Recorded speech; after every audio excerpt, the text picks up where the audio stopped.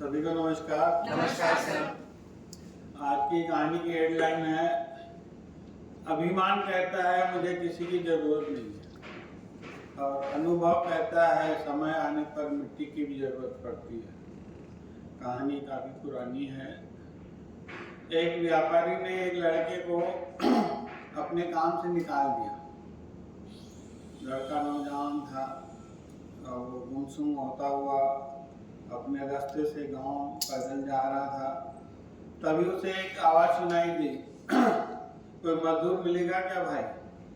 उसने पलट के देखा कि एक बुजुर्ग 3 थैला लेके आ रहा है। वो गया और सामने से बोला, क्या काम है बताइए। बोले, मेरे पास 3 थैले हैं, उठा नहीं पा रहा हूँ, मेरे को दूसरे गांव जाना है। अगर आप मेरा एक थैला उठा लोगे तो आपको मैं 3 सोने की मोहरें दूंगा। उसके लड़के के चेहरे में चमक आ गई। बोले, अभी नौकरी से निकाला गया और अभी मेरे को अवसर मिल गया। ठीक है, बोले मैं उठा लेता हूँ। उठा लिया उठाया तो काफ़ी भारी था। तो पूछ लिया, इसमें क्या है? बोले, इसमें तांबे के सिक्के हैं। बोले ठीक है। चलने लगे तो वो जो बुजुर्ग था उसको बार बार देख रहा था। वो भी चले जा रहा था। आगे गए एक नदी छोटी पार करनी थी और लड़का जैसी नदी में गया और वो जो बुजुर्ग था वो वहीं रुक गया। बोला, अब क्या हुआ, आओ ना। बोले, सुनो बेटा, मेरे पास अब भी 2 थैले हैं। अगर मैं दोनों थैले लेके चलूँगा हो सकता है मेरा पैर फिसल जाए। अगर एक थैला और तुम ले लेते हो तो मैं तुम्हें 3 सोने की मोहरें और दूंगा। ठीक है, दे दो, अच्छी बात है। दोनों थैला लेके जा रहा था। बोले, इसमें क्या है? बोले, इसमें चांदी के सिक्के हैं। बार बार वो जो बुजुर्ग था उसको देख रहा था और उससे लड़के से रहा नहीं गया। बोले, आप बार बार मेरे को देख रहे हो, मेरे को क्या ऐसा वैसा चोर समझ ली हो क्या? मैं कहीं नहीं भागूंगा आपका सामान लेके। मैं अभी ईमानदारी के कारण नौकरी से निकाला गया। सेठ ने मुझे बोला, हेरा फेरी करने के लिए मैंने नहीं किया और मुझे निकाला गया। और चिंता मत करो, आपका सही सलामत सामान जाएगा। बोले, नहीं कोई ऐसी बात नहीं, चलो। बोले नदी पार हो गई। नदी के बाद एक छोटी पहाड़ी चढ़नी थी। पहाड़ी के बाद उसका गांव था।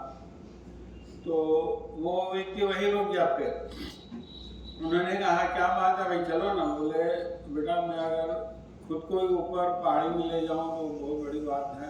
अगर तुम एक छोटा थैला और तुम ले लोगे तो 3 मोहरें और दूंगा। बोले ठीक है, दे दो। तीनों थैला ले लिया और बोले, चलो तुम चलो और अपनी स्पीड से चलो, मैं धीरे धीरे आ रहा हूँ, तुम वहीं रुक के मेरा इंतजार करना। तो ये सोचा, पहले में तांबे के सिक्के हैं, दूसरे में चांदी के हैं। पूछा तो नहीं हूँ, वो ना हो इसमें सोने के सिक्के जरूर होंगे। उसके मन में पाप आ गया, बेईमानी छा गई, बुराई आ गई। वो सोचने लगा, अगर मैं तीनों थैला लेके भाग जाऊँ तो बुजुर्ग मेरा क्या करेगा? वो तो मेरे को जानते ही नहीं, पहचानते ही नहीं, मेरी लाइफ बन जाएगी। तो सोचते गया, स्पीड से गया, सीधा जाके घर में रुका। घर में रुका, जैसे ही बड़ा थैला पड़ता उसमें पूरे पत्थर निकले। ले गया, फिर जो चांदी का सिक्का बताया गया था थैला, उसको पड़ता, उसमें भी पत्थर निकले। ये तीसरा जो ये सोच रहा था, हो न हो इसमें सोने के सिक्के होंगे, उसको भी पड़ता, उसमें भी पत्थर निकले। मगर क्वांटिटी कम ज़्यादा थी, पहले में ज़्यादा, फिर कम। ये माथा पकड़ के बैठ गया कि वो बुजुर्ग बाबा मेरे से क्या करवाना चाहते थे। सब में पत्थर निकला है, मेरे से इतनी मेहनत करवाया। और उन्होंने अचानक छोटी पोटली थी, छोटा थैला था, उसमें नजर गई कि एक चिट्ठी निकाली।